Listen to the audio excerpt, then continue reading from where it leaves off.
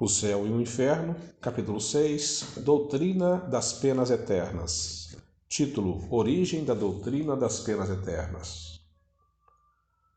A crença na eternidade das penas perde terreno dia a dia, de modo que, sem ser profeta, pode-se prever o seu fim próximo. Tais e de tal ordem poderosos e peremptórios têm sido os argumentos a ela opostos, que nos parece quase supérfluo. Ocupamo-nos de tal doutrina de hora em diante, deixando que por si mesma se extinga. Mas não se pode contestar que, apesar de caduca, ainda constitui a tecla dos adversários das ideias novas, o ponto que defendem com mais obstinação, convictos, aliás, da vulnerabilidade que ela apresenta, e tão menos convictos das consequências dessa queda. Por este lado, a questão merece sério exame. A doutrina das penas eternas deve ter sua razão de ser, como a do inferno material, enquanto o temor podia constituir um freio para os homens pouco adiantados, intelectual e moralmente. Na impossibilidade de aprenderem as nuances tantas vezes delicadas do bem e do mal, bem como o valor relativo das atenuantes e agravantes, os homens não se impressionariam então a não ser pouco ou mesmo nada com a ideia das penas morais. Tampouco compreenderiam a temporalidade dessas penas e a justiça decorrente das suas gradações e proporções. Quanto mais próximo do estado primitivo, mais material é o homem. O senso moral é o que de mais tardio nele se desenvolve, razão pela qual também não pode fazer de Deus, dos seus atributos e da vida futura, senão uma ideia muito imperfeita e vaga. Assimilando-o à sua própria natureza, Deus não passa para ele de um soberano absoluto, tanto mais terrível quanto invisível, como o rei despótico que, fechado no seu palácio, jamais se mostrasse aos súditos. Sem compreender o seu poder moral, só o aceitam pela força material. Não o veem senão armado com o raio, ou no meio de coriscos e tempestades, semeando de passagem a destruição, a ruína, semelhante aos guerreiros invencíveis.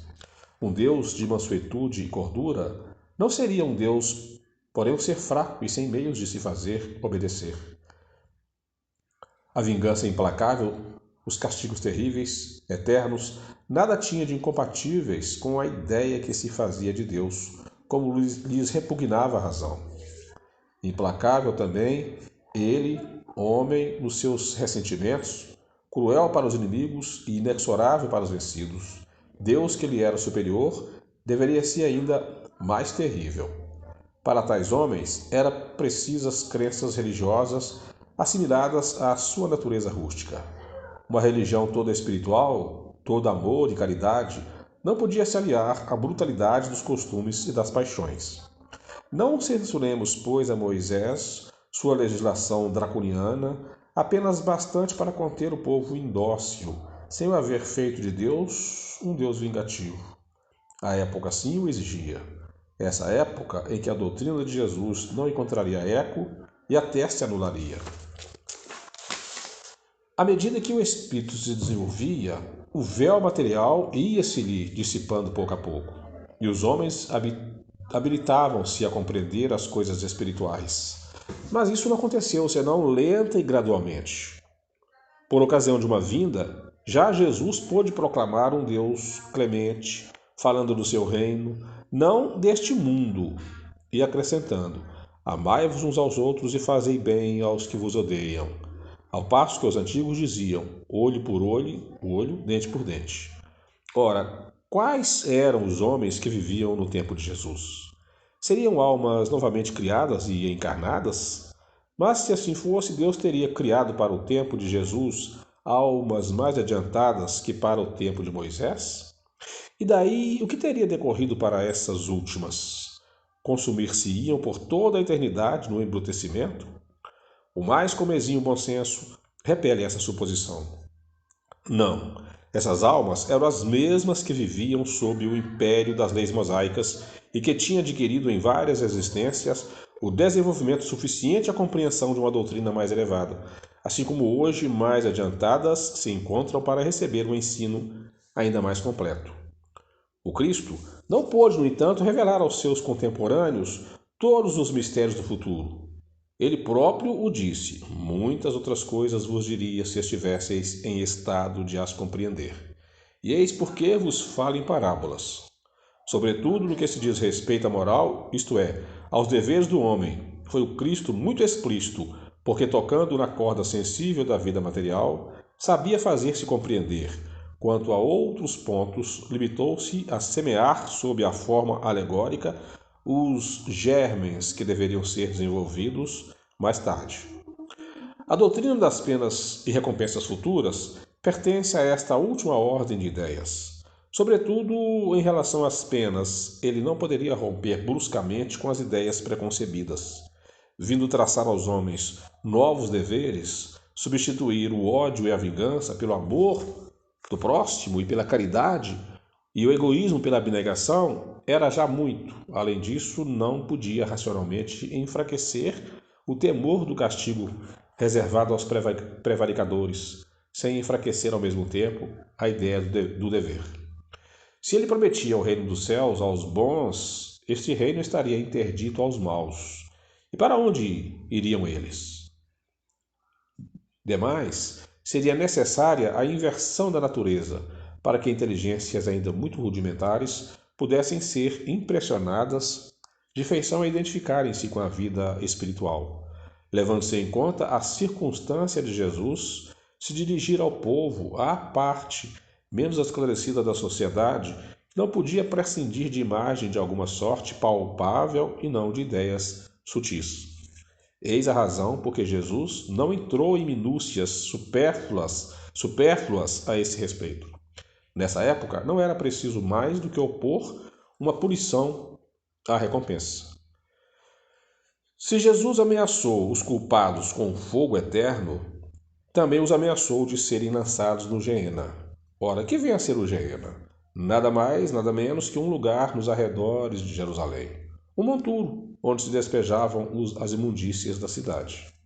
Dever-se-ia interpretar isso também ao pé da letra? Entretanto, era uma dessas figuras enérgicas de que ele se servia para impressionar as massas. O mesmo se dá com o fogo eterno.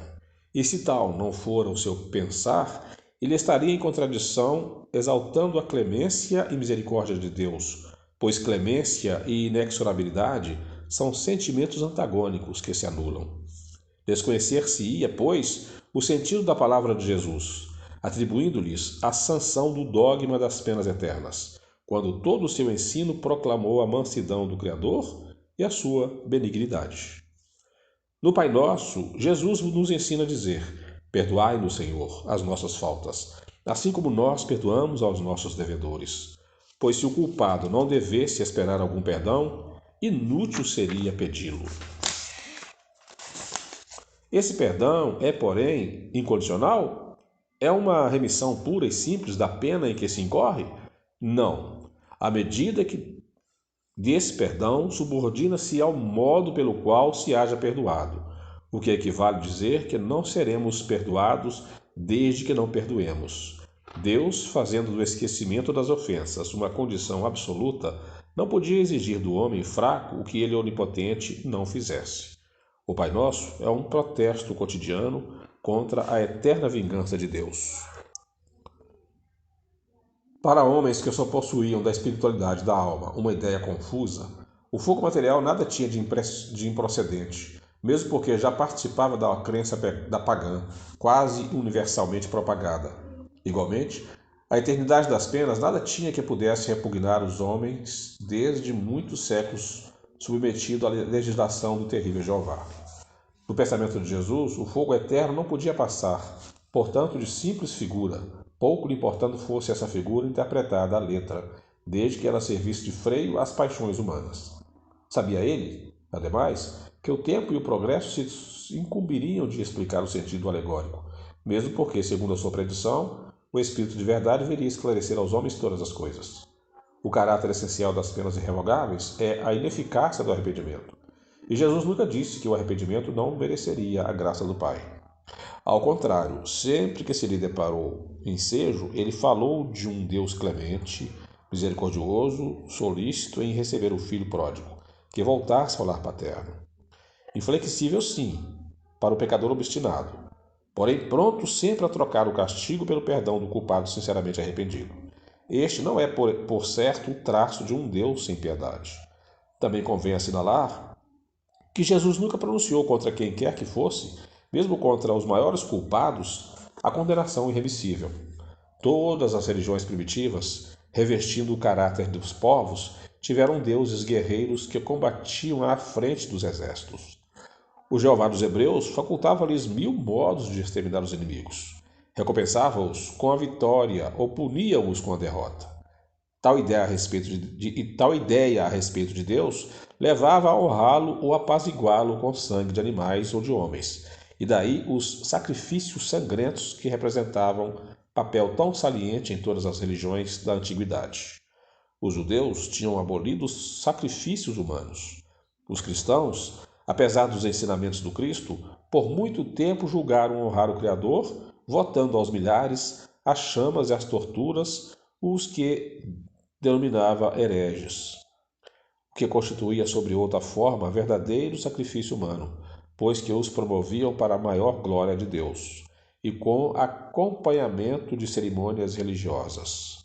Hoje ainda invoca o Deus dos exércitos antes do combate, glorificam-no após a vitória, e quantas vezes por causas injustas e anticristãs. Quão tardo é o homem em desfazer-se dos seus hábitos, prejuízos e primitivas ideias. 40 séculos nos separam de Moisés, e a nossa geração cristã ainda vê traços de antigos usos bárbaros, senão consagrados ao menos aprovados pela religião atual. Foi precisa a poderosa opinião dos não ortodoxos para acabar com a fogueira e fazer compreender a verdadeira grandeza de Deus. Mas à falta de fogueiras, prevalecem ainda as perseguições materiais e morais. Não tão radicada está no homem a ideia da crueldade divina, nutrido por sentimentos inculcados desde a infância. Poderá o homem estranhar que o Deus que lhe apresentam, lisonjeado por atos bárbaros, condene a eterna tortura e veja sem piedade o sofrimento dos culpados? Sim, são filósofos, ímpios, como querem alguns, que se hão escandalizado vendo o nome de Deus profanado por atos indignos dele. São eles que o mostram aos homens na plenitude de sua grandeza, despojando-o de paixões e baixezas atribuídas por uma crença menos esclarecida. Nesse ponto, a religião tem ganho em dignidade o que tem perdido em prestígio exterior, porque se os homens há devotados à forma, maior é o número dos sinceramente religiosos pelo sentimento e pelo coração. Mas ao lado destes, quantos não têm sido levados, sem mais reflexão, a negarem toda a providência? O modo por que a religião tem estacionado em antagonismo como os progressos da razão humana, sem saber conciliá-los com as crenças, degenerou em deísmo para uns, em ceticismo absoluto para outros, sem esquecermos o panteísmo, isto é, o homem se fazendo Deus, ele próprio, à falta de um mais perfeito. Título: Argumentos a favor das penas eternas. Voltemos ao dogma das penas eternas. Eis o principal argumento invocado em seu favor. É doutrina sancionada entre os homens que a gravidade da ofensa é proporcionada à qualidade do ofendido. O crime de lesa majestade, por exemplo, o atentado a pessoas de um soberano, sendo considerado mais grave do que o fora em relação a qualquer súdito, é por isso mesmo mais severamente punido. E sendo Deus muito mais que um soberano, pois é infinito, deve ser infinita a ofensa a ele, como infinito o respectivo castigo, isto é, eterno. Refutação. Toda refutação é um raciocínio que deve ter seu ponto de partida, uma base sobre a qual se apoie. Premissas, enfim. Tomemos essas premissas aos próprios atributos de Deus: único, eterno, imutável, imaterial, onipotente, soberanamente justo e bom, infinito em todas as perfeições.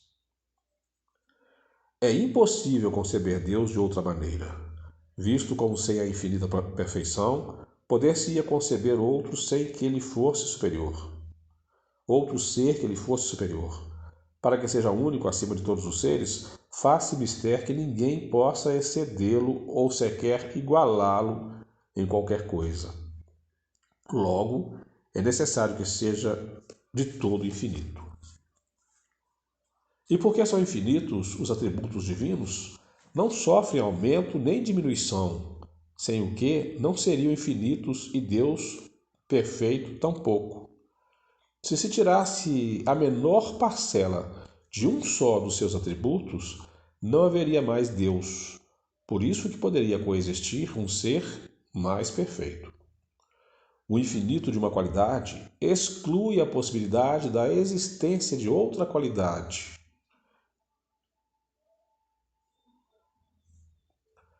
Qualidade contrária que pudesse diminuí-lo ou anulá-la. Um ser infinitamente bom não pode ter a menor parcela de maldade. Nem um ser infinitamente mau pode ter a menor parcela de bondade. Assim também, um objeto não seria de um negro absoluto com a mais leve nuance de branco, e vice-versa. Estabelecido este ponto de partida, operemos aos argumentos supra os seguintes. Só um ser infinito pode fazer algo de infinito. O homem infinito nas virtudes, nos conhecimentos, no poderio, nas aptidões e na existência terrestre, não pode produzir senão coisas limitadas. Se o homem pudesse ser infinito no mal que faz, ser-lo-ia igualmente no bem, igualando-se então a Deus.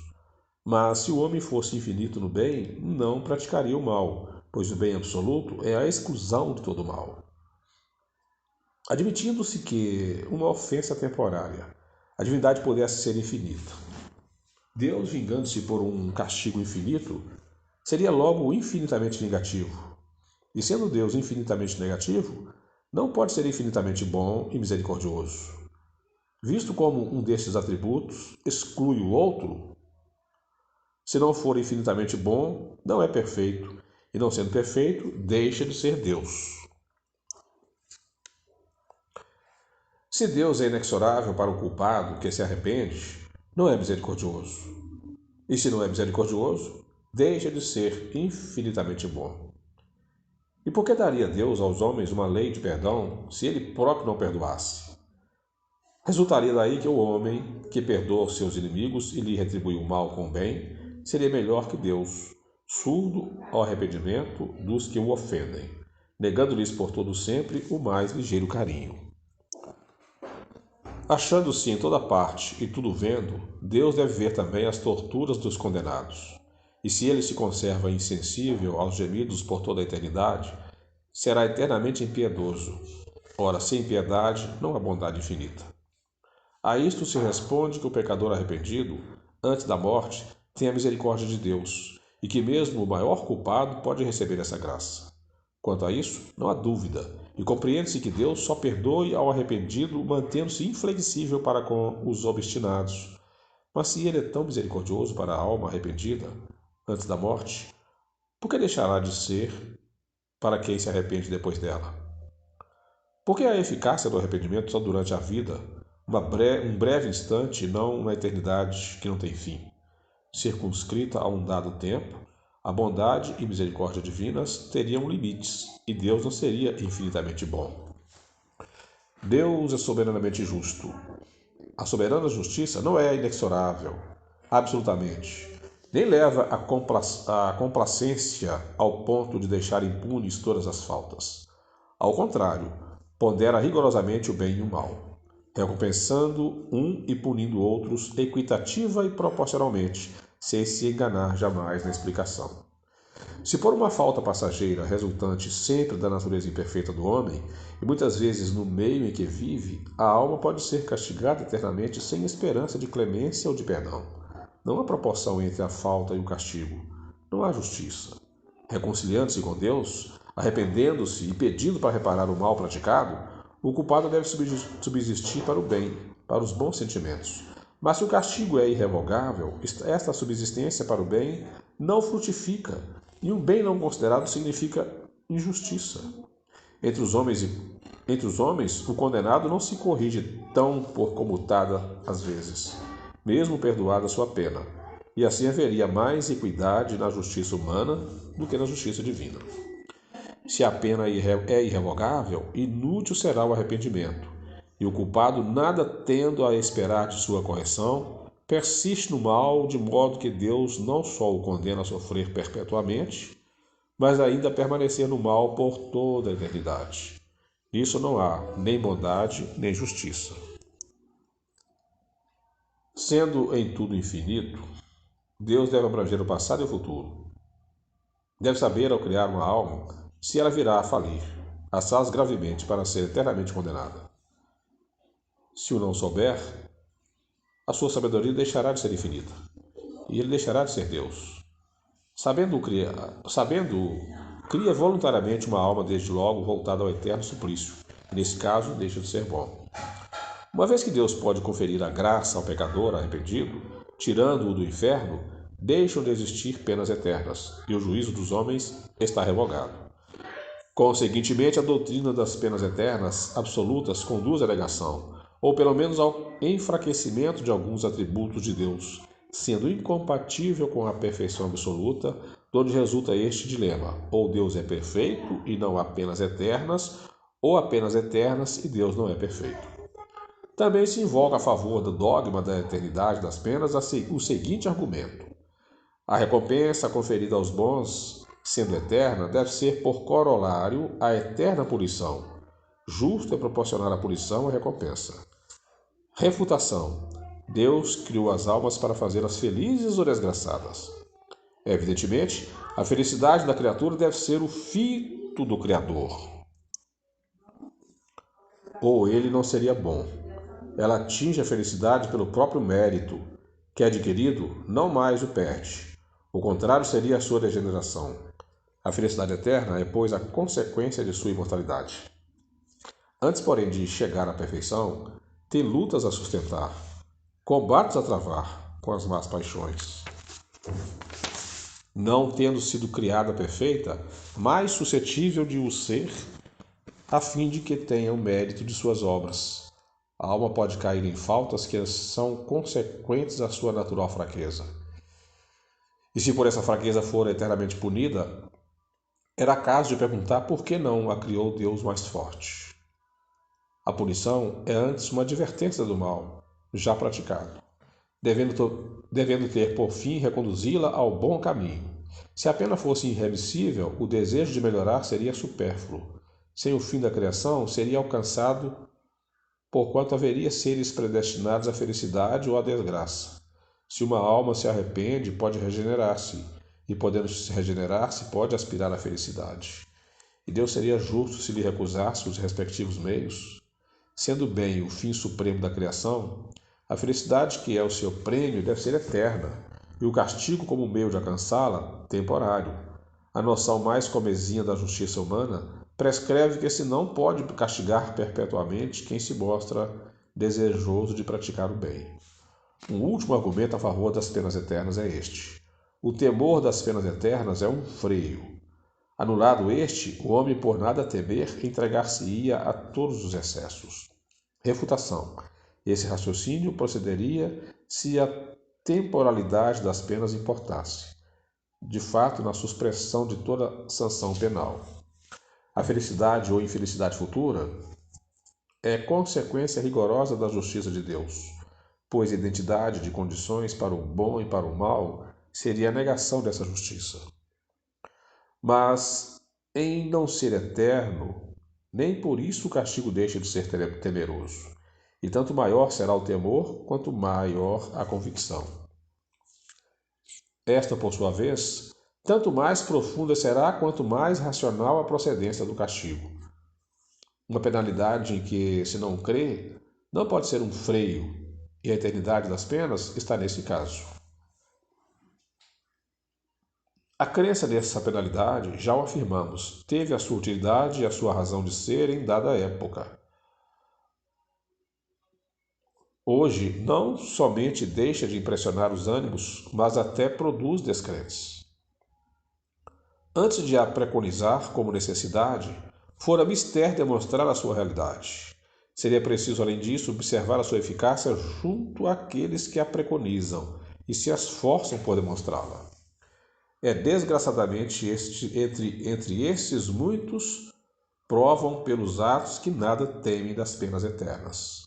Assim, impotente para reprimir os próprios profitentes, que império poderá exercer sobre os descrentes e refratários?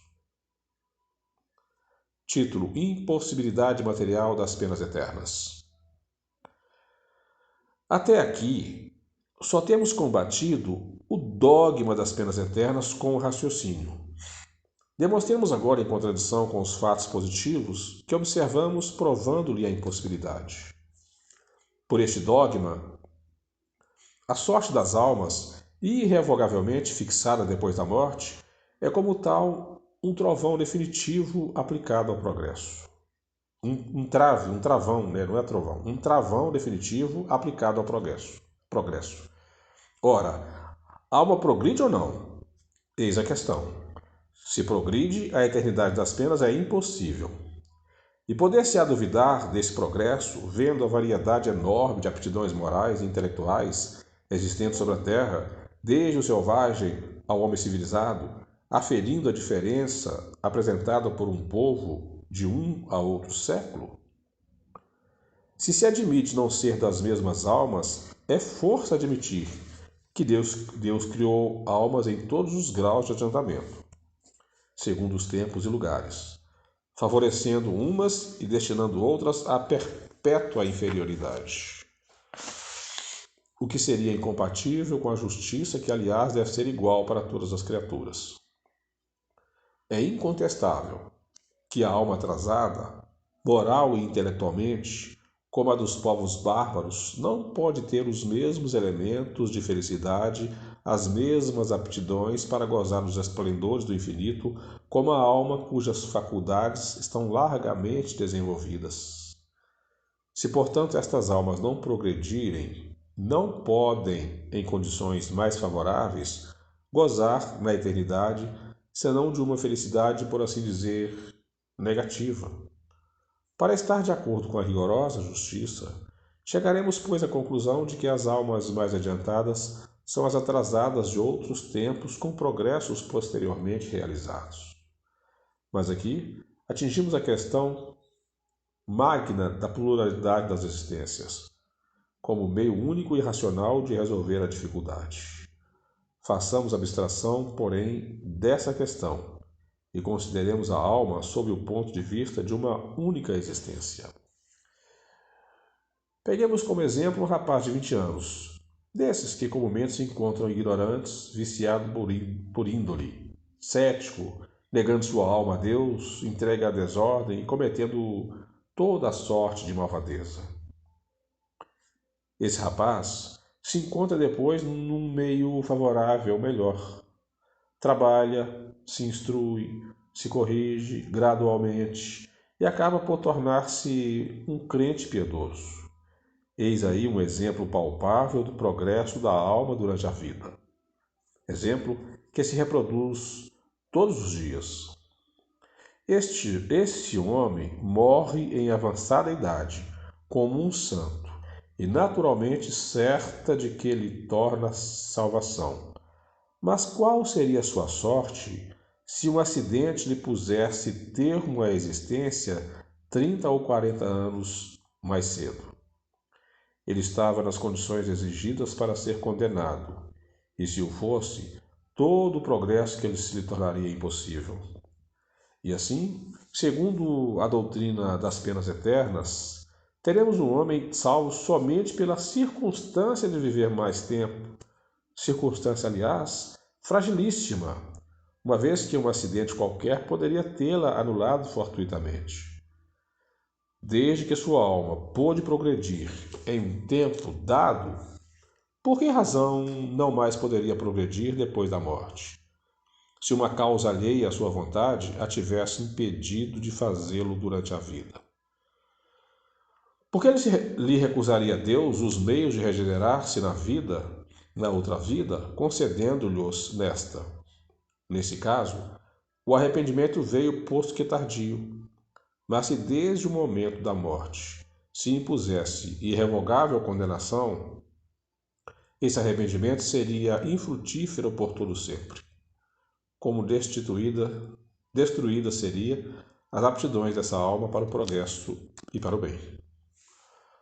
O dogma da eternidade absoluta das penas é, portanto, incompatível com o progresso das almas, ao qual opõe uma barreira insuperável. Esses dois princípios destroem-se, e a condição indeclinável da existência de um é o aniquilamento do outro. Qual dos dois existe de fato? A lei do progresso é evidente. Não é uma teoria, é um fato corroborado pela experiência. É uma lei da natureza, divina, imprescritível. E pois que esta lei existe inconciliável com a outra, é porque a outra não existe. Se o dogma das penas eternas existisse verdadeiramente, Santo Agostinho, São Paulo e tantos outros jamais teriam visto o céu, caso morressem antes de realizar o progresso que lhes trouxe a conversão. A esta última asserção, respondem que a conversão dessas santas personagens não é um resultado do progresso da alma, porém da graça que lhes foi concedida e de que foram tocadas. Porém, isto é simples jogo de palavra. Se estes santos praticaram o mal e depois o bem, é que melhoraram, logo progrediram. E por que lhes teria Deus concedido como especial favor a graça de se corrigirem? Sim, porque a eles e não a outros. Sempre, a doutrina dos privilégios, incompatíveis com a justiça de Deus e com seu igual amor para todas as criaturas. Segundo a doutrina espírita, de acordo mesmo com as palavras do Evangelho, com a lógica e com a mais rigorosa justiça, o homem é o filho de suas obras, durante esta vida e depois da morte, nada devendo ao favoritismo. Deus o recompensa pelos esforços e pune pela negligência, isto por tanto tempo quanto dela persistir. Título: A doutrina das penas eternas fez sua época. A crença na eternidade das penas prevaleceu salutarmente enquanto os homens não tiveram ao seu alcance a compreensão do poder moral. É o que sucede com as crianças durante certo tempo contidas pelas ameaças de seres quiméricos com os quais são intimidadas.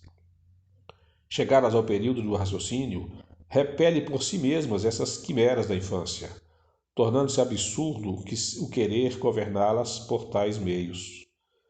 Se os que as dirigem pretendessem incutir-lhes ainda a veracidade de tais fábulas, certo decairia de sua confiança. É isso que se dá hoje com a humanidade, saindo da infância e abandonando, por assim dizer, os coelhos. O homem não é mais passivo instrumento vergado à força material, nem o ente crédulo de outrora que tudo aceitava de olhos fechados. A crença é um ato de entendimento, que por isso mesmo não pode ser imposta. Se durante certo período da humanidade o dogma da eternidade das penas se manteve inofensivo e benéfico mesmo, chegou o momento de tornar-se perigoso. Imposto como verdade absoluta, quando a razão o repele, ou o homem quer acreditar e procurar uma crença mais racional, afastando-se dos que o professam, ou então descrê absolutamente de tudo. Quem quer que estude o assunto calmamente, verá que em nossos dias o dogma da eternidade das penas tem feito mais ateus e materialistas do que filósofos. As ideias seguem um curso incessantemente progressivo, e absurdo é querer governar os homens desviando-os desse curso. Pretender contê-los, retroceder ou simplesmente parar enquanto ele avança, é condenar-se e é perder-se. Seguir ou deixar de seguir essa evolução é uma questão de vida ou de morte, para as religiões como para os governos.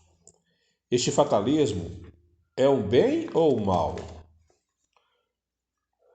Para os que vivem do passado, vendo-o aniquilar-se, será um mal. Mas para os que vivem pelo futuro, é uma lei do progresso de Deus em suma. E contra uma lei de Deus é inútil toda revolta, impossível a luta.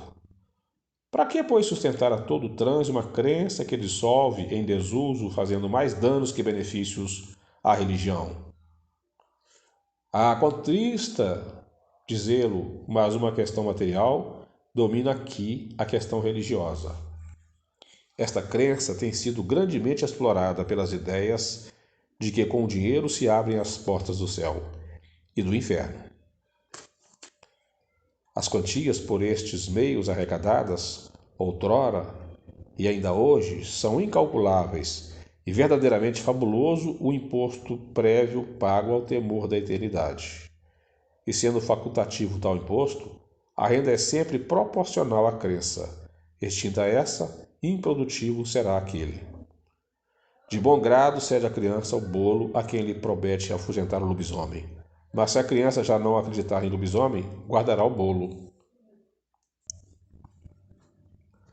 A nova revelação, dando noções mais sensatas da vida futura, e provando que podemos, cada um de nós, promover a felicidade pelas próprias obras, deve encontrar tremenda oposição, tanto mais viva por estancar uma das mais rendosas fontes de receita. E assim tem sido sempre que uma nova descoberta ou invento abala costumes inveterados e pré-estabelecidos. Quem vive de velhos e custosos processos jamais deixa de preconizar-lhes a superioridade e excelência e de desacreditar os novos mais econômicos. Acreditar-se-á, por exemplo, que a imprensa, apesar dos benefícios prestados à sociedade, tenha sido aclamada pela classe dos copistas? Não. Certamente eles deveriam profligá-la. O mesmo se tem dado em relação ao maquinismo, caminho de ferro e centenares de outras descobertas e aplicações.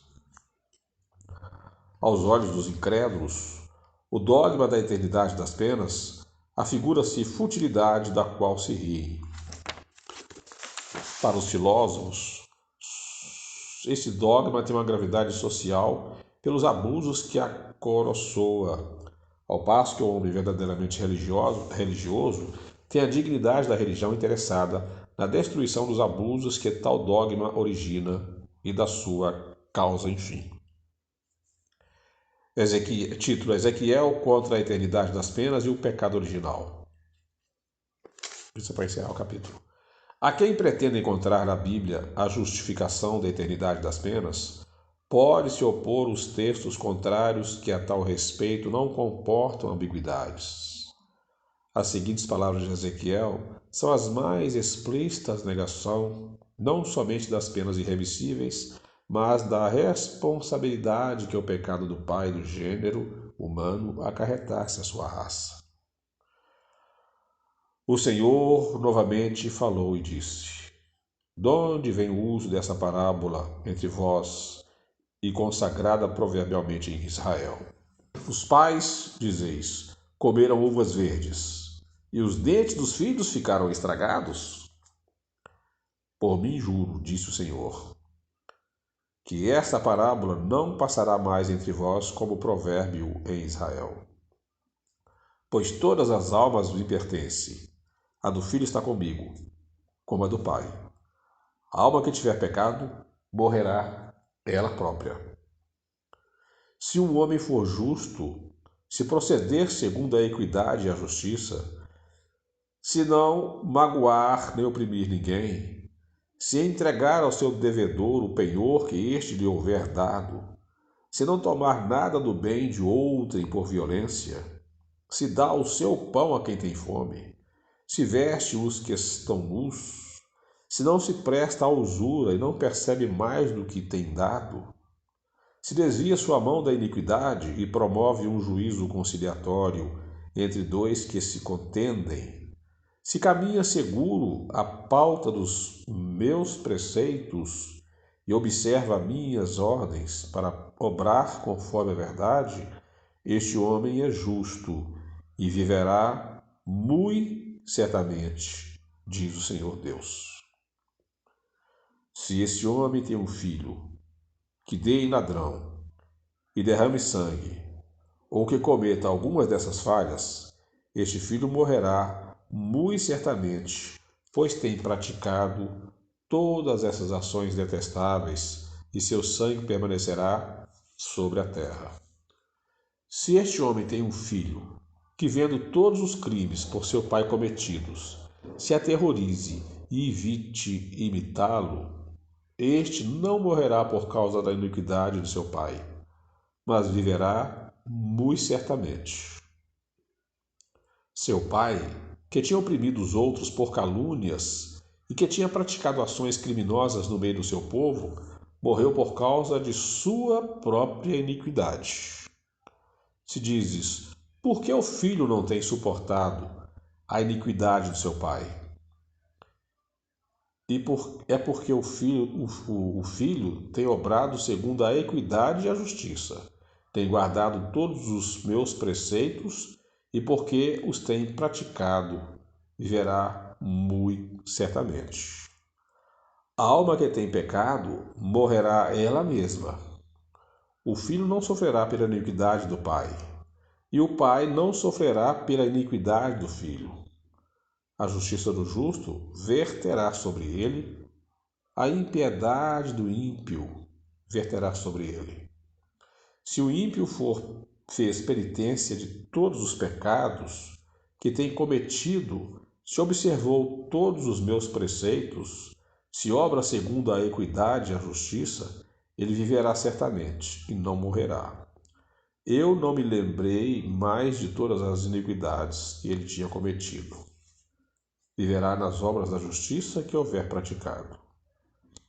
E que eu quero a morte do ímpio, disse o Senhor Deus, e não quero antes que se converta e desgarre do mau caminho que trilha. Ezequiel capítulo 18. Dize-lhes essas palavras: Eu juro por mim mesmo que não quero a morte do ímpio, mas que o ímpio se converta, que abandone o mau caminho e que viva.